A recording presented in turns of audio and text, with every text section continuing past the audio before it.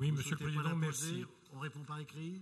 Non, j'interviens. Bon, alors dites-nous sur la francophonie. Merci, Serge. Nous approchons de la fin. Donc voilà, c'est une question orale qui est relative à la francophonie.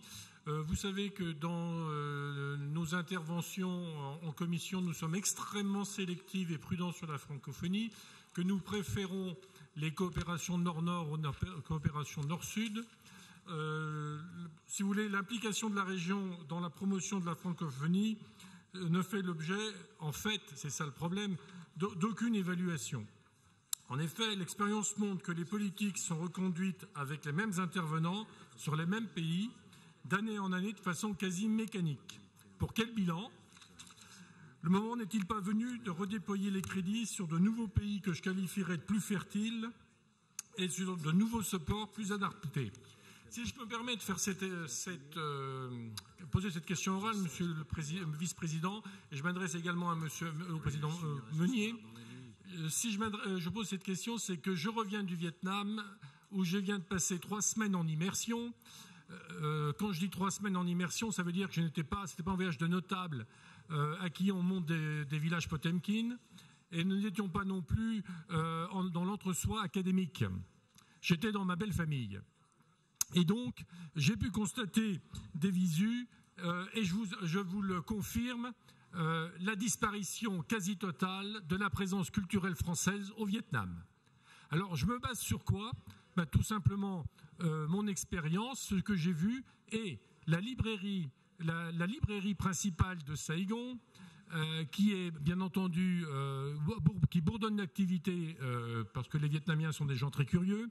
Eh bien, Monsieur le Vice-président, dans la librairie principale de Saigon, je n'ai trouvé qu'un seul livre français.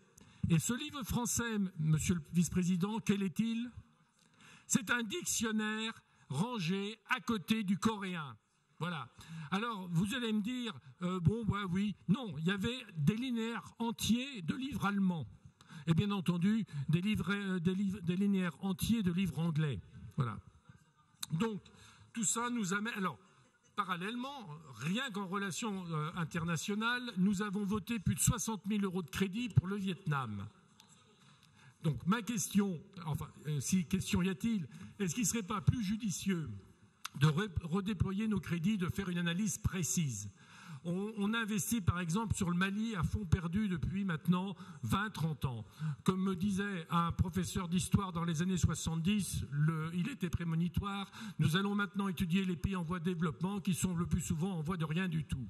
Donc, pourquoi ne mettons pas ces crédits sur des pays comme l'Éthiopie, par exemple, où on déclencherait immédiatement un sursaut d'intérêt pour le français, ou dans des actions plus adaptées sur le Vietnam, telles que par exemple des concerts, puisque les Vietnamiens ont une grande appétence pour la culture et une grande sympathie pour la France.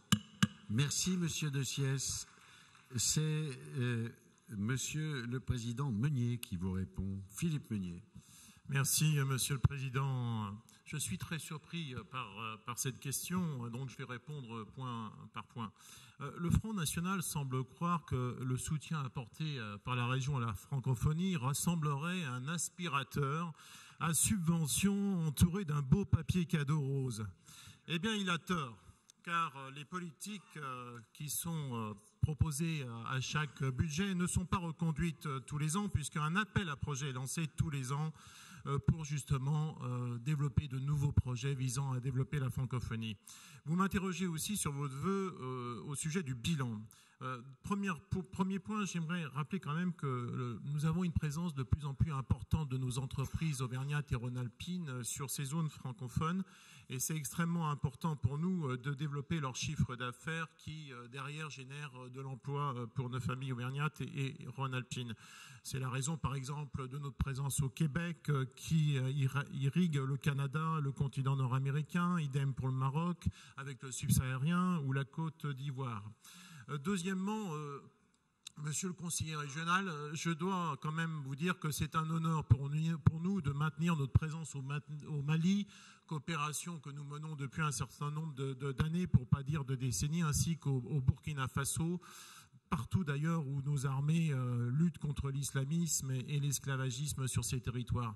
Troisième point, enfin, et cela ne nous empêche pas d'être aussi présents sur d'autres territoires lorsque nous avons une demande de nos entreprises pour telle ou telle zone géographique. Ça pourra être le cas d'ailleurs du Vietnam. Nous en avons parlé ensemble lors de la commission.